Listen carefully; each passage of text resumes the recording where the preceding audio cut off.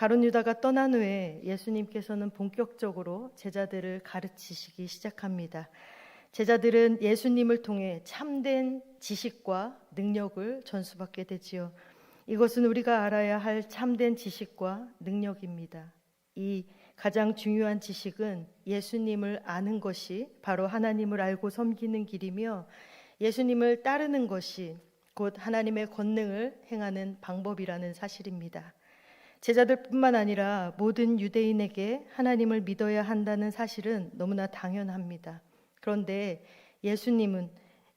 하나님을 믿는다면 또한 예수님을 믿어야 한다라고 말씀하고 있습니다. 예수님이 제자들을 떠나시는 이유는 하나님 아버지께 가서 제자들을 위해 거처를 마련하시고 다시 오셔서 그 제자들을 영접하여 주님과 함께 하기 위한 것입니다.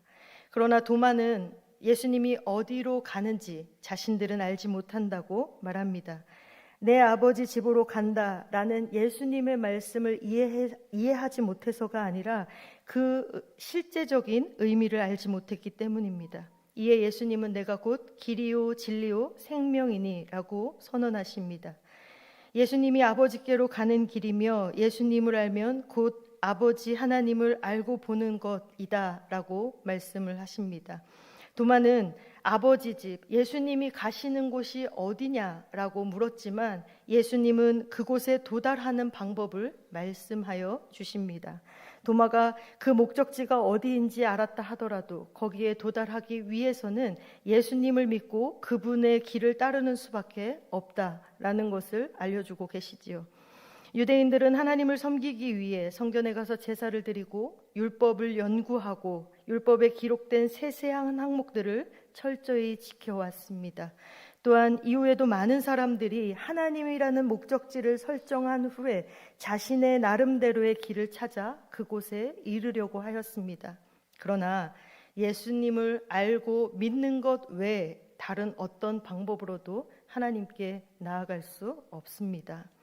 예수님을 알면 아버지를 알고 본 것이라는 말씀에 빌립은 아버지를 보여달라고 이야기합니다. 이는 지름길을 알려달라는 말과 같은 말이기도 하지요. 예수님을 따라 아버지께로 가는 것이 아니라 당장 하나님 아버지를 보여달라는 것이기 때문입니다.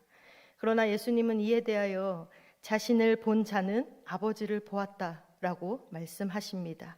예수님의 모습에 하나님이 온전히 계시기 때문에 예수님을 본 자는 아버지를 본 것입니다. 예수님은 이것을 믿지 못하겠거든 그동안 예수님께서 행하셨던 일들을 근거로 믿으라고 말씀하십니다. 예수님이 행하신 표적들만 보아도 예수님이 하나님과 하나이심을 알 수 있기 때문이지요. 예수님은 또한 하나님과 연합하심으로 그 능력을 행하셨듯이 예수님을 믿는 자는 그 능력을 행할 수 있고 그보다 더 큰 일을 행할 수 있다라고 말씀하십니다. 예수님의 이름으로 무엇이든지 구하면 예수님이 이루어 주시기 때문이지요. 이는 궁극적으로 하나님의 영광을 나타내기 위해서입니다. 하나님의 영광을 드러내는데 합당하다면 우리가 예수님의 이름으로 구하는 그 모든 것들을 반드시 이루어 주시겠다라는 말씀입니다. 제자들은 예수님으로 인하여 하나님을 볼 수 있고 하나님께 간구할 수 있습니다. 제자들뿐만 아니라 예수님을 알고 믿는 자들에게는 이러한 놀라운 권능이 주어져 있는 것이지요. 하나님을 섬기고 알고 그 능력을 발휘하는 길은 바로 예수님께 있습니다. 예수님이 아니고서는 하나님을 알고 섬길 수 없으며 하나님의 능력을 힘입을 수도 없습니다.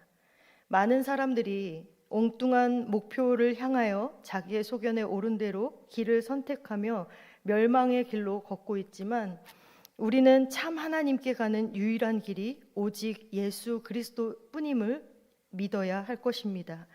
예수님을 믿음으로 하나님을 만나고 동행하는 은혜를 풍족히 누리고 하나님의 능력이 삶 속에서 드러낼 수 있는 저와 여러분이 되시기를 바랍니다.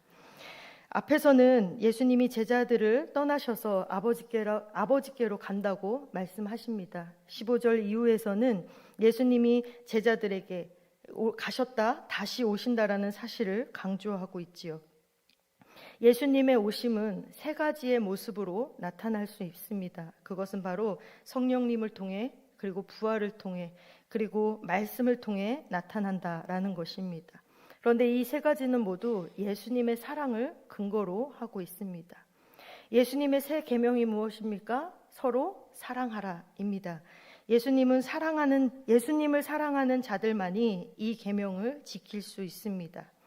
예수님을 사랑하는 자들에게는 예수님이 떠나시더라도 또 다른 보혜사이신 성령님이 오셔서 영원히 함께 하시는 것입니다. 예수님은 성령님을 또 다른 보혜사라고 칭하심으로 당신이 제자들의 보혜사이심을 드러내셨습니다. 성령님은 세상이 보지도 알지도 못하는 진리의 영이지만 제자들과 함께 하시며 그들 속에서 영원히 계실 것이라고 약속하십니다.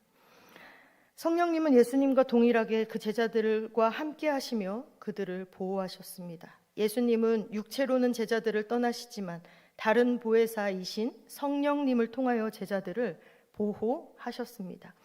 예수님은 아버지께로 가시지만 제자들을 그와 같이 버려두지 아니하시겠다고 말씀하십니다. 또 다른 보혜사를 약속해 주셨음에도 불구하고 예수님께서는 다시 오시겠다라는 약속을 하시지요.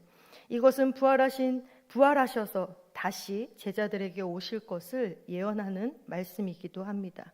세상 사람들은 부활하신 예수님을 볼 수 없지만 제자들은 부활하신 예수님을 만났습니다. 그리고 제자들은 하나님과 부활하신 예수님과 연합하는 기적을 체험하게 되지요. 이것은 당시 부활하신 예수님을 목격한 사도들에게만 주어진 약속이 아닙니다. 우리에게도 부활하신 예수 그리스도를 믿음으로 주님과 동행하는 삶을 살 수 있고 주님이 다시 오실 때에 기쁨으로 맞이할 수 있는 믿음이 된다라는 것입니다. 우리는 예수님의 얼굴을 직접 뵙지는 못하였지만 그 계명을 지킴으로 인하여 예수님을 인정하는 자로, 예수님을 사랑하는 자로 인정받고 예수님께 사랑을 받을 수 있게 되는 것입니다. 누구든지 예수님의 말씀을 듣고 지키면 예수님을 사랑하는 자로 인정받고 예수님이 마련하신 그 하나님의 나라의 거처에 함께 거할 수 있으며 하나님께서 사랑하는 하나님의 자녀가 된다라는 것입니다. 부활하신 주님을 이 땅에서 만나지 못한 사람들이 부활하신 주님의 은총을 얻지 못하게 되는 것이 아니라 주님의 그 말씀을 지키지 않는 사람들이 그렇게 될 뿐이지요. 비록 우리가 예수님을 직접 만나지는 못하였지만 예수님은 말씀으로 우리에게 오셨고 우리가 그 말씀을 듣고 지킴으로 예수님을 사랑하며 그분과 함께하는 제자로 살아갈 수 있게 되는 것입니다. 우리는 주님의 말씀을 지키고 주님을 사랑함으로써 주님과 함께 할 수 있습니다. 예수님은 성령으로 그리고 아버지의 사랑으로 우리와 함께 하십니다.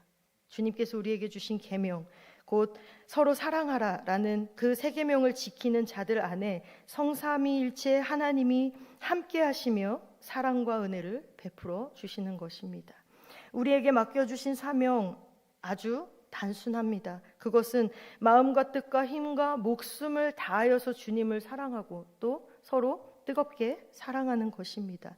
이렇게 함으로써 세상에 하나님의 나라를 전하고 선포할 수 있게 되는 것이지요. 25절부터 31절까지는 제자들을 향한 예수님의 작별 인사라고 볼 수 있습니다.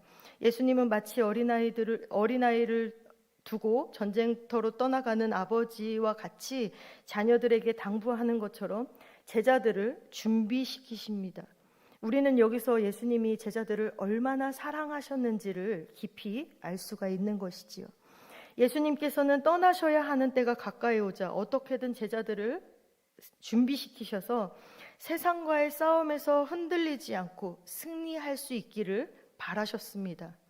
예수님은 제자들과 함께 계시는 동안 최선을 다하여 그들을 가르치셨습니다.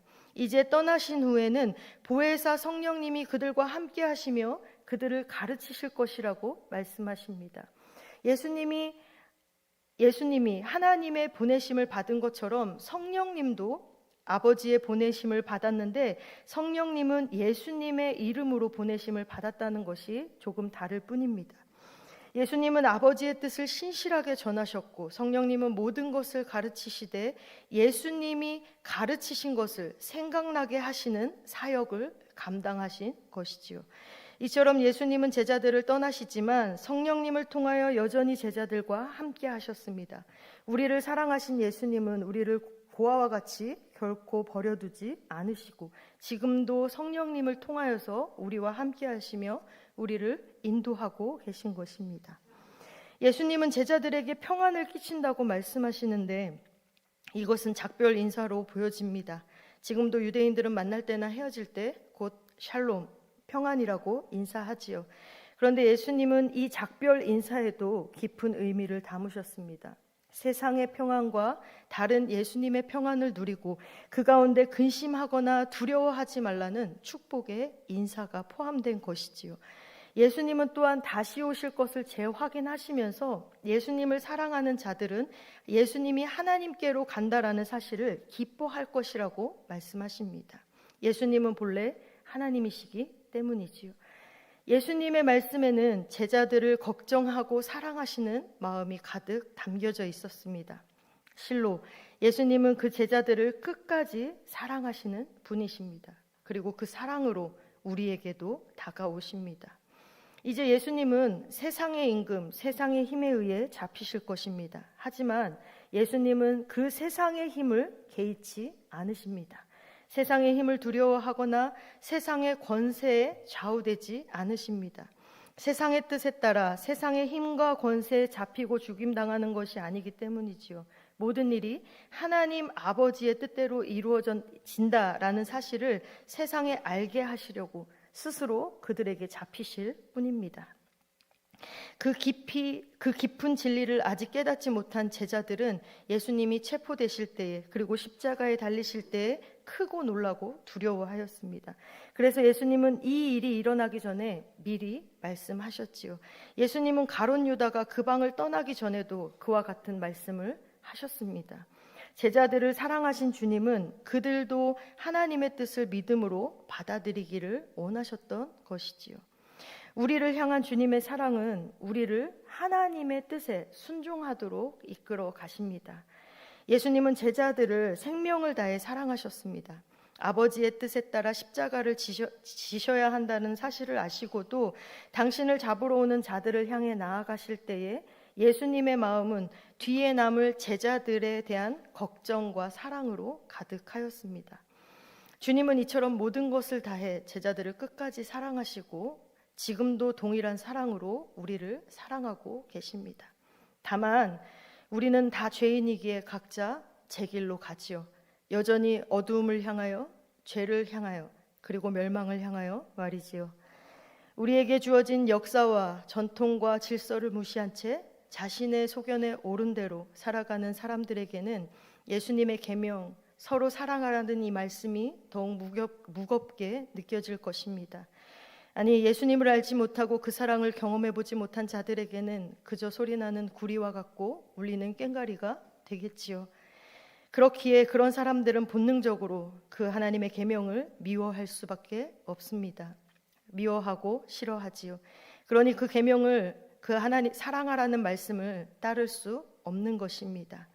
그 사랑을 배척하면서도 자신들이 무엇하고 있는지 알지 못하는 우리는 가련한 인생일 뿐입니다. 이것이 예수님의 사랑을 먼저 알게 된 우리가 예수님이 끝까지 보여주신 그 사랑을 순종하며 따라가야 할 이유입니다.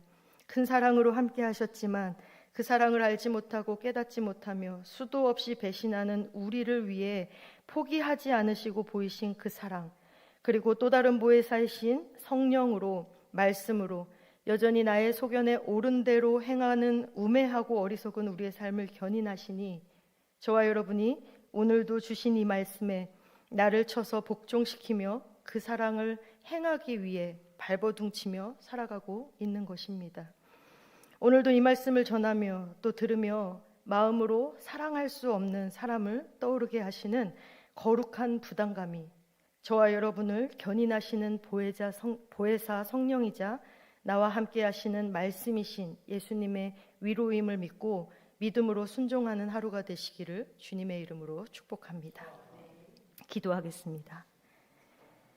우리를 사랑하시는 하나님, 아버지께서 우리를 어떻게 사랑하셨는지, 그렇기에 우리가 어떻게 살아가야 하는지를 들었지만 기쁘고 감사한 마음보다는 거룩한 부담으로 여기며 자책하는, 어리석고 연약하는 저희들을 가련히 여겨 주옵소서. 그럼에도 서로 사랑하라는 계명을 기억하게 하시고 주님께서 보여주신 그 완전하신 사랑을 온전히 따르지 못할지라도 그 사랑을 따라 살아가고자 하는 그 마음과 노력만큼은 포기하지 않는 믿음을 허락하여 주옵소서. 치열했던 너희가 한층 사그라들고 좀 더 여유 있는 마음으로 전반기의 삶을 되돌아보며 새롭게 나아가야 하는 후반기의 삶을 예수님을 따르는 제자로서의 삶으로 결단하며 나아가기를 소망하오니 주여 말씀하여 주옵시고 성령의 충만함으로 우리를 가르쳐 주시며 그 가르침대로 순종하며 따르는 우리들의 믿음 되게 하여 주옵소서. 이 시간 정성을 다하여 1000번째의 예물과 감사 예물로 주님께 올려드립니다. 마음의 소원을 담아 정성껏 기도하며 올려드리는 이 예물을 기쁘게 받으시고 하나님의 뜻을 찾으며 기뻐하시는 열매 맺는 삶이 되게 하여 주옵소서. 감사드리며 예수님의 거룩하신 이름으로 기도합니다. 아멘. 하늘에 계신 우리 아버지, 아버지의 이름을 거룩하게 하시며 아버지의 나라가 오게 하시며 아버지의 뜻이 하늘에서와 같이 땅에서도 이루어지게 하소서. 오늘 우리에게 일용할 양식을 주시고 우리가 우리에게 잘못한 사람을 용서하여 준 것 같이 우리 죄를 용서하여 주시고 우리를 시험에 빠지지 않게 하시고 악에서 구하소서. 나라와 권능과 영광이 영원히 아버지의 것입니다. 아멘.